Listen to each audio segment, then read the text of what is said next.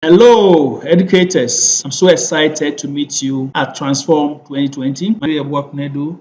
I'm a STEM educator and a Cambridge Professional Development Program Leader, and I'm happy to meet you at Transform 2020. In this session, we're going to look at the students' brain and how they learn. We're going to explore what happens within their brain as we're teaching them and how our practices go a long way to help the students to learn better. So have you wondered why some of your students actually struggle to get the things that you teach them? Have you wondered why some easily remember the things that you teach them? And have you wondered why some can easily remember the shoe you wore the last time, the color of the dress you wore, but can hardly remember the content of what was taught in class the day before? Do we know why? Do we know why they struggle to remember the things? Do we know why they remember the things that we wore, the shoe that we took to school, the joke that we cracked, but can hardly remember the content that we taught them? It is all the student's brain. And the neurons, or that singular most important thing within the brain called neurons, that helps students to remember the things that they are taught, that helps the student to sequence and process the things that they are taught, such that when it's time for them to apply them in solving problems and answering questions, they are able to do that. And that is the students, the neurons in the brain. Neuron can be likened to the human hand. It has the cell body, which can be likened to your palm, and then the extensions on it, that the fingers on our palm, can be likened to what we call the dendrites. And these dendrites are very important in transmitting information that is stored in the cell body. Then also we have the axon, which can be likened to the hand, that has some nerves or some terminals at the end that serves as linkages to help the brain to transmit information. And definitely it will need energy to be able to do the things that it needs to do. So we're saying that a human hand can be likened to the brain cell. The palm can be likened to the cell body, which stores all the genetic information as well as the information that we have accumulated. And this information can be accumulated as far as conception when you're about 6 months. And every set of information that we have gathered is stored within the cell body. Then the cell body then also have extensions called dendrites that help transmit information. And then the axon then carries the information across to other parts of the neuron so that we can form what we call a chain. For learning to take place, chains of neurons will have to be formed in the brain, and the axon at one end of a neuron will have to align with the dendrites at another end of one other neuron. And when impulses are sent from the cell body, the impulses will then have to transmit and find a way of moving across from one neuron to the other. And when that happens, then learning is taking place. So learning can only take place when the neurons are able to send signals across from one end of the axon to the dendrites of a nearer neuron, and then by so doing carry it across. And when that happens, then new learning takes place. Without these signals and this alignment being done, learning is not enabled. And so as educators, we need to be very mindful of that. But the question is that how come they remember? How come sometimes they can't remember? Our students are able to remember once the neurons form a chain. Once a neural chain is established and information is then sent from one neuron to the other, and a chain can be established such that the impulses can run from one to the other, then remembering can take place. And so the moment there are multiple chains or longer chains established, because there are different ways by which the students can make linkages with the set of new information that they are receiving, or a skill that they are developing, or any activity that they are probably developing, then the students are remembering. But we should also note that just as the students need to establish the chains, when the chains are not present, then the information is forgotten. The human brain is made in such a way that we forget. and we are made to forget things, because if we were not forgetting things, it would be difficult. When information is not deemed to be used, when information is not deemed to be useful, when the impulse is sent, it doesn't get any other relevant knowledge to hook onto, and so it is lost. And so anytime any information is sent, any impulse is sent, if there are no relevant information neurons nearby for the transmission to go through, then that information is just going to die down, and then forgetting will set in. If it is not used, then we're definitely going to forget it. But if the information set is being used and linkages are being established, then we are not going to forget. So it's very important as educators to note that our students are bound to remember if they are able to establish linkages between the things they have learned.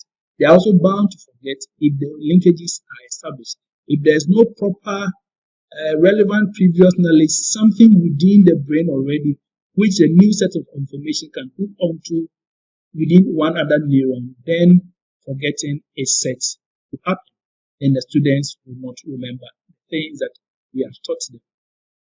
Now, that tells you that as educators, there are a lot of things that we should be mindful of.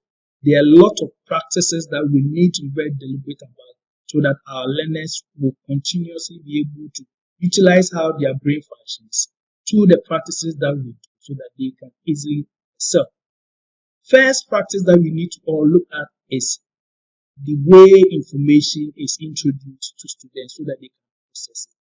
We cannot introduce a set of information in one particular way and expect that the student can make connections between them, and then be able to establish consolidated networks that can run along the chain.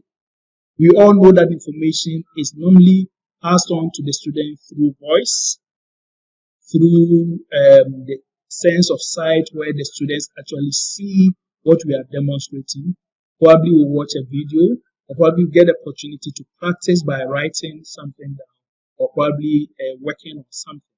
But in every learning situation, we need as educators to create all the multiple or different pathways on one particular concept, so that the learners can continuously use the multiple pathways to deepen their knowledge.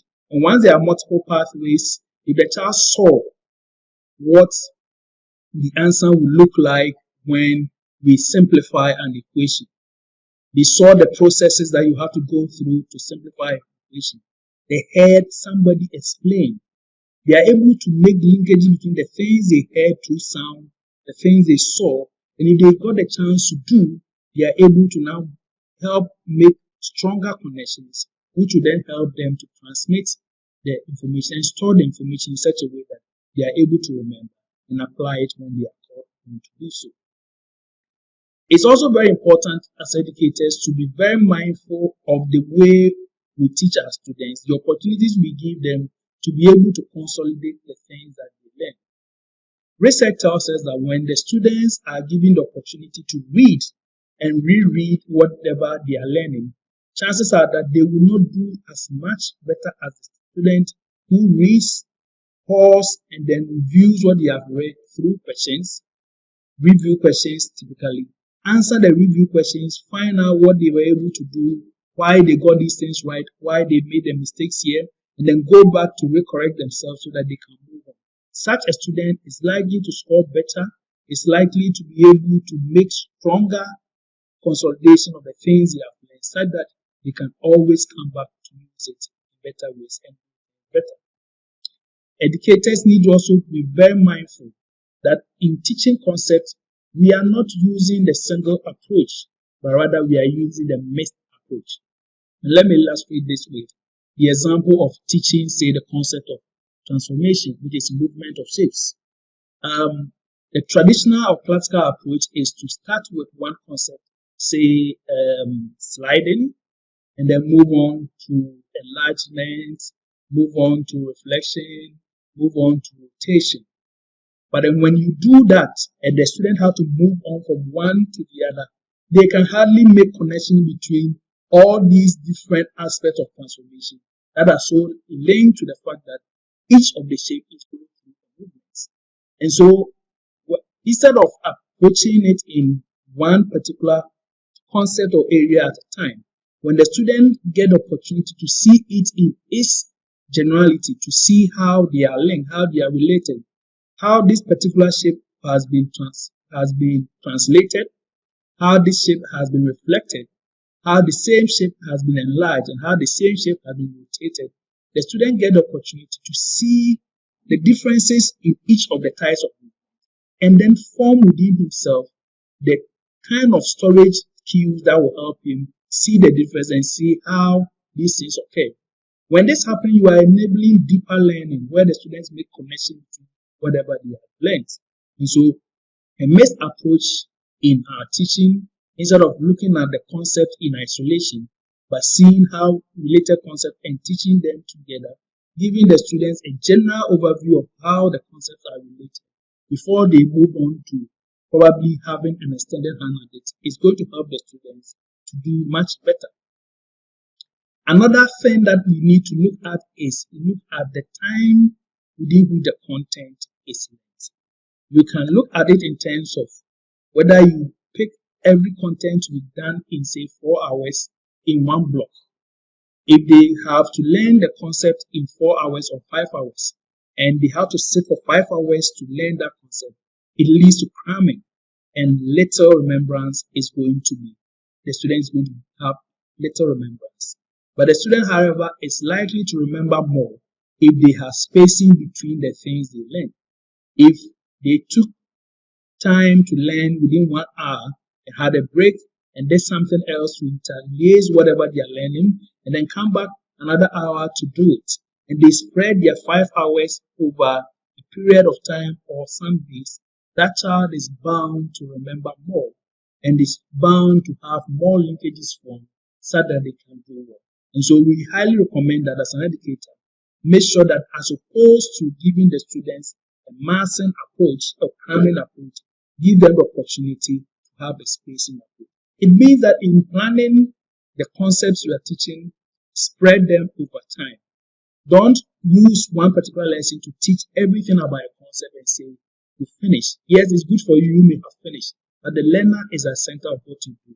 And so the question is that, would the learner be able to assimilate the things you've taught them so that they'll be able to do well? Another concept that we need to also look at is the concept of giving the students opportunity to use non-linguistic representation, the use of graphic organizers. You need to teach your students not to constantly write everything you give in the form of notes, but let them develop the use of symbols, the use of a flowchart, the use of diagram to represent the information that they have.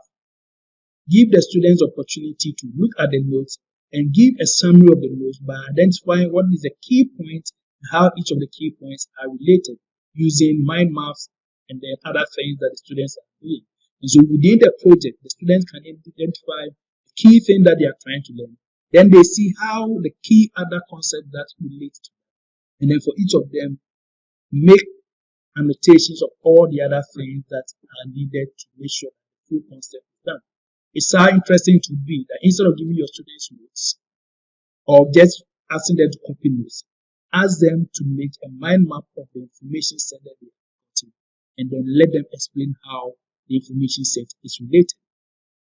Give the students opportunity to use mnemonics to make short forms of the things they are doing so that they can remember the sequence in which things are done, so that they have coding for the things that they are learning and are able to apply.